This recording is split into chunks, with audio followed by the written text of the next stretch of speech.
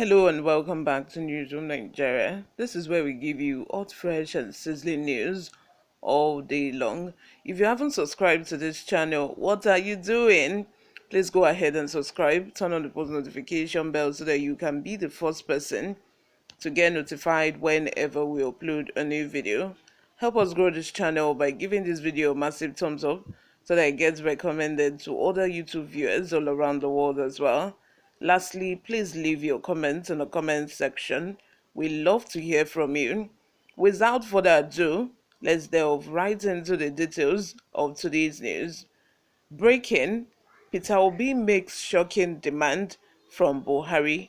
See what the Labour Party's candidate for president issued request to the administration of President Muhammadu Buhari on Sunday. Obi demanded that the federal government take extreme efforts to alleviate insecurity in a tweet on his Twitter account. This statement was made by the former governor of Anambra State, who also denounced the massacre of IDPs in Benue State.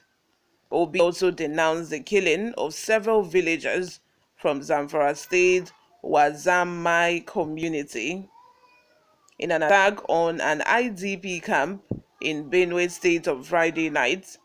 At least 34 individuals were slain, according to a previous report by Newsroom Nigeria. The IDP at LGEA Primary School, Gbam,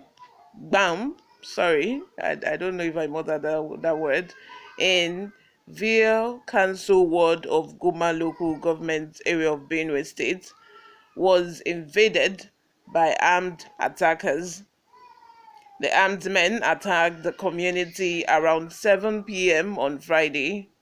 Obi wrote, and I quote, "I am deeply saddened by reports of very so violent and gruesome killing of the internally displaced people, IDPs, in Benue State and other parts of Benue, and the kidnapping of dozens of people in Wazamai village in Zamfara.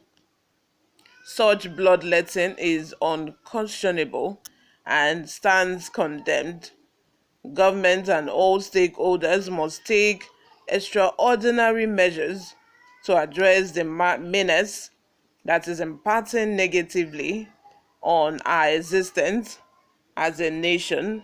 Like the insecurity issues in the country, it has gotten to a point of no return that I'm afraid that if the federal government do not do something drastic, this is going to this is going to be the order of the day.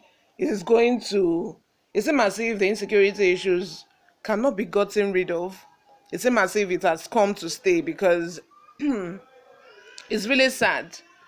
We hear of 80 people being kidnapped in a village in Benue State just a few days ago.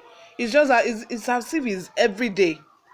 Later on, the news media said it wasn't 80, that it was around 30 something. Whether it's 80, whether it's 30 something, the fact is, we shouldn't even be experiencing this at this point. It's so sad that, people who have been displaced, who do not even have, a roof over their head, they do not have where to stay, they are being kept in the IDP just, to survive. These people are just trying to survive. And then attackers are going to attack them again, to kidnap them. All for what? During the cash scarcity, it felt as if the kidnappings, the killings, it reduced, it went down. But now that, money is now starting to be available, the insecurity issues is on the rise again. I feel that a lasting solution for these insecurity issues to stop. I wish that, I hope, not wish, I hope that when Tinubu gets into office, he implements, probably a policy, a measure that will cut down the insecurity issues in the country, because may God help us. So May God really help us, because even the first lady, Jonathan's wife, experienced it because she was attacked. She was almost kidnapped and killed in her own home. Attackers invaded her house. She was almost killed. So these people, they are not waiting for when these attackers will start attacking they themselves before they take these issues seriously, because now it is just the common average Nigerians that is being affected. Imagine the Ikoremadu issue.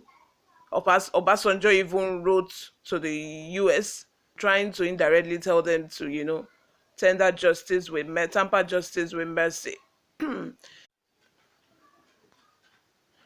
Who is unjustly detained, you will not see these high ranking politicians going out of their way to write a letter or to plead on the Nigerians' behalf.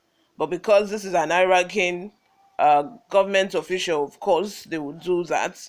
You see, it is not balanced in Nigeria, but I'm just grateful did not happen in Nigeria, because if it happened in Nigeria, then you will be seeing a very different approach to it, because Ikoremadu would not be held accountable if it were to be in Nigeria, because they will consider the fact that he's an high-ranking of politician, and if he knows who is not going to go to prison.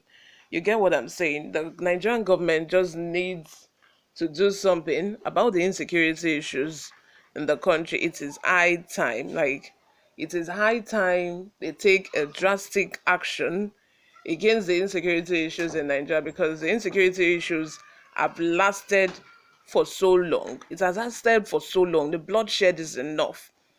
And I think that is one of the major things have crowded the Buhari administration for these 8 years. The insecurity shed is just so terrible. It is really terrible. A whole local government, nobody is living there in the north. Local government, nobody is living there. People have been displaced, people have run out of their homes just because of these attackers. And federal government has no power over them. That is the way it's looking like. Let me have your thoughts in the comment section, guys. Please subscribe if you haven't. I will see you in my next video. Bye for now.